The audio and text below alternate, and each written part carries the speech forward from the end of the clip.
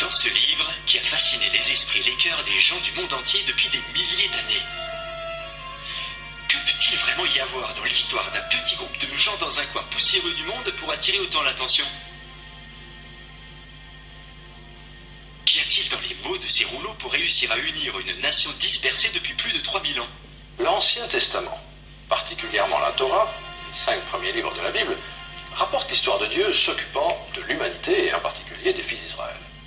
Il est aussi rempli d'histoires fantastiques que de nombreux érudits affirment ne pas pouvoir être vraies. Y a-t-il eu une série de plaies qui a vaincu le grand pharaon égyptien? Un homme appelé Moïse a-t-il vraiment reçu les 10 commandements et la loi directement de Dieu?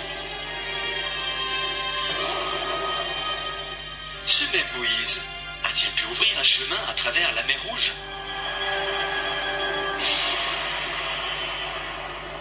Les critiques des détracteurs sont incessantes. Certains disent même que l'exode d'Égypte n'a jamais eu lieu et que Moïse n'a jamais existé. Les mots de la Torah, insistent-ils, ont été écrits par d'anciens leaders juifs dans le but de contrôler leur peuple, rien de plus. Nous allons aborder ces questions un peu plus tard sous un nouvel angle, et nous verrons alors si de récentes découvertes et la technologie moderne peuvent nous fournir des réponses à ces anciennes interrogations. Mais supposons pour le moment que Moïse ait existé, qu'allons-nous faire de ces nouvelles découvertes qui suggèrent qu'il y a encore beaucoup d'autres choses? Aujourd'hui, la question qui se pose au grand jour est finalement de savoir s'il y a des informations sur des peuples actuels, des lieux et des événements intégrés dans le texte biblique ancien. Y a-t-il en fait un code de la Bible?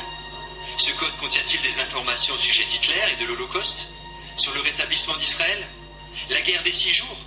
A-t-il annoncé l'assassinat d'Isaac Rabin? Et peut-il dire quel bonheur ou quel malheur le futur nous réserve?